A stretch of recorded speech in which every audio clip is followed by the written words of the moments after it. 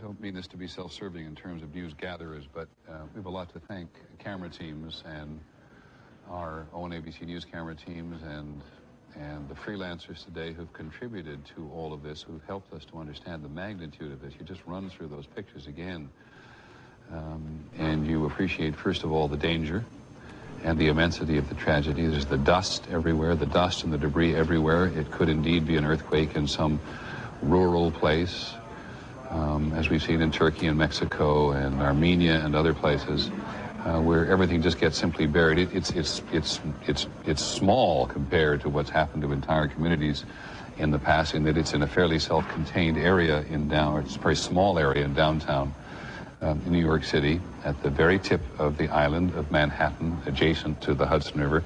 You see all those papers, which are businesses and lives, going up, and then you hear a woman there just simply saying, all the children tonight who do not have mothers and fathers, and there is the confusion, and there is the panic, and those constant pictures of the firefighters.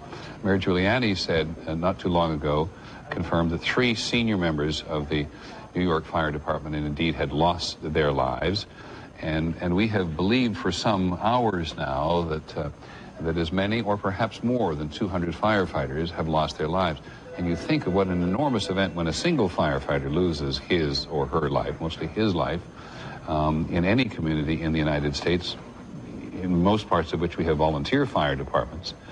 And here we have one of the most professional fire departments in the city and has lost 200 members of its force, according to virtually every source we've talked to in this instance. And then there is the exhaustion, because the rescue teams and the salvage teams, whatever you want to call them at the moment, have been working now since 8 o'clock this morning Eastern time, and it's 1 o'clock in the morning here in New York City, 3 hours earlier, as everybody knows, on the West Coast. But everybody's been engaged in this, which was why probably Governor Pataki and others have said that volunteers in the form of doctors and nurses are going to be needed, because as determined as people in the fire department are, for example, to stay on the job, because in many cases it's their comrades they're trying to rescue or look for,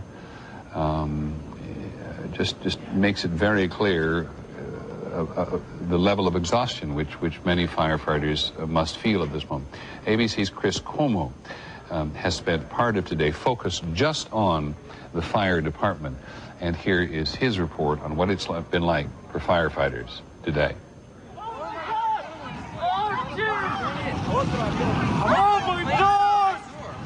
An unprecedented terrorist attack.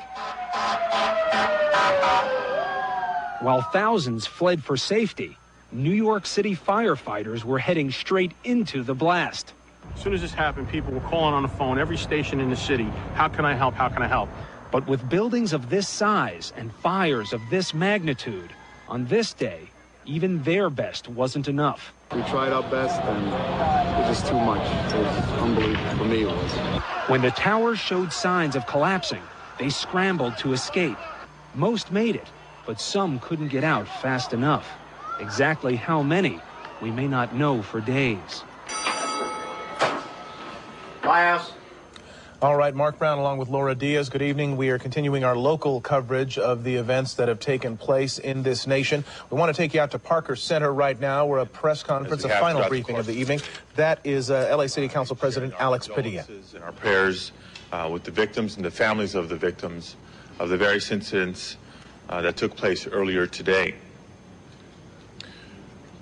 We've been monitoring the news, as many of you have, about the updates and investigations, updates and activities of the various incidents in New York and Washington and Pennsylvania and others. But our job here in the city of Los Angeles has been first and foremost to ensure the safety and security of the residents and the families of the city of Los Angeles.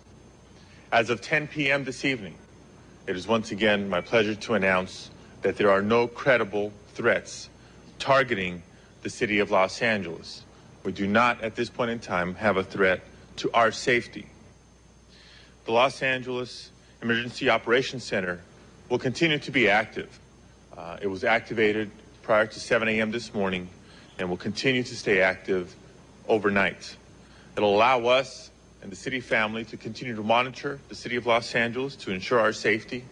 Will also allow us to stay in touch with the federal agencies so that we can monitor possible changes or progress overnight, not only in Southern California, but throughout the country. But given the relative calm that we've experienced here in Southern California today and the expected calm we hope to have overnight, we want to share with the public that we expect to return to normal come tomorrow. Schools will remain in session, the buses will remain on the road, the trash will be picked up, and we do expect city employees back to work as normal. So once again, for city employees, particularly here at the Civic Center, we expect full operation and full city activity.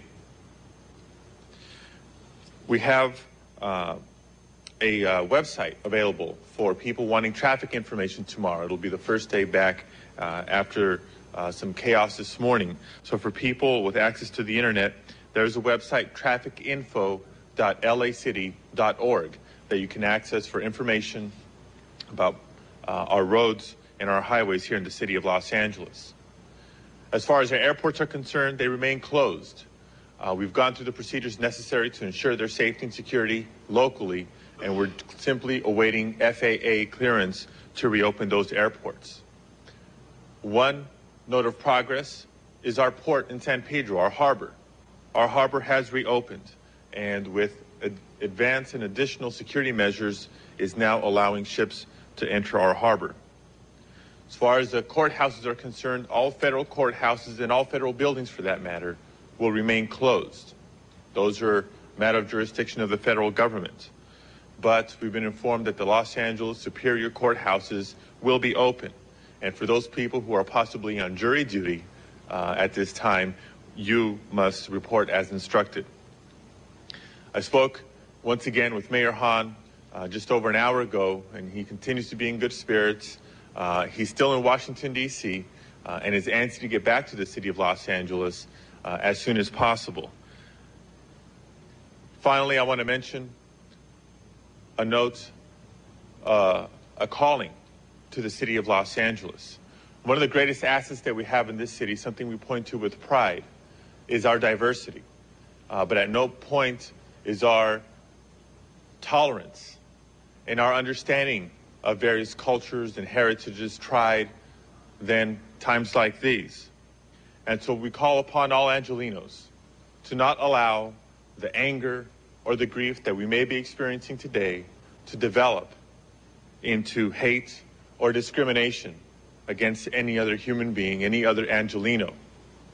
We encourage people not to jump to conclusions about the sources or origins of this morning's activity, and ask us to recognize that Los Angeles can once again show leadership by demonstrating how we can come together in the days and the weeks ahead. As I mentioned in the beginning, tonight, Los Angeles is safe. And if anything, we're in a privileged position to be able to help our fellow Americans get through this time of crisis. The Red Cross, in particular, is actively moving to receive donations of blood and other donations. The number to the Red Cross, once again, is 1-800-GIVE-LIFE.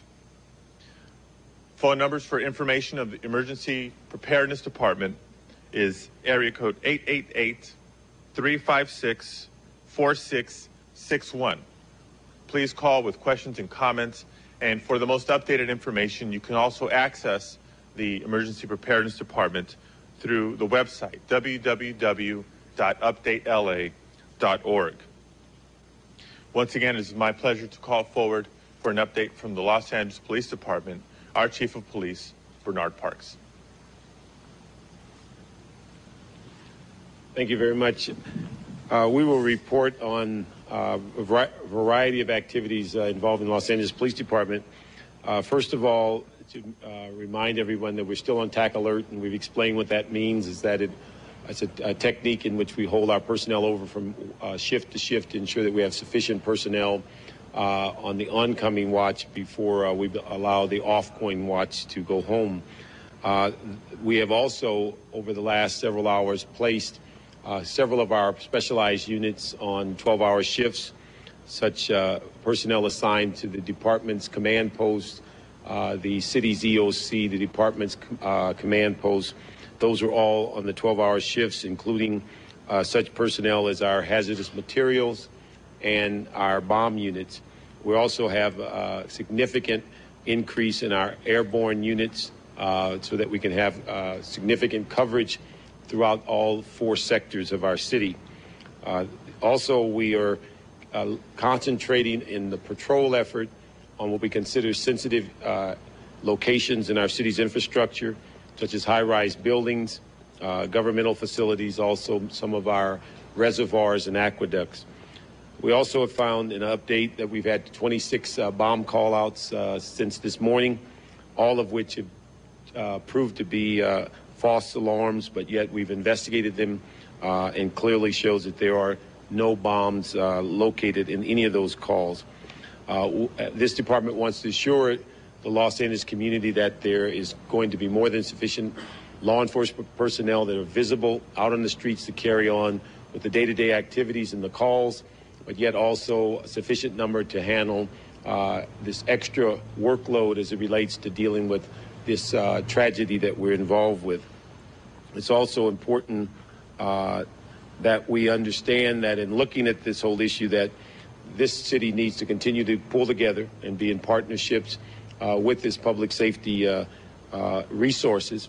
We are in constant contact and liaison with the FBI, the FAA, also the U.S. military, and also our local sheriff to talk about issues so that we're all aware of what's going on a local, county, state, and national basis. Our primary goal as a department is to move forward and get the city back to a normal pace. We are also certainly are in touch with some of our contacts in the federal level that are giving us information from the city of New York. We also would like to ensure that the community realizes it's time for all of us to pull together. And we echo the same comments as Mr. Padilla, that this is not a time for people to seek out differences. It's a time for the city to pull together and move forward so that we can get the city back to working order. The one item that Over. tomorrow is Every day. issues, many of them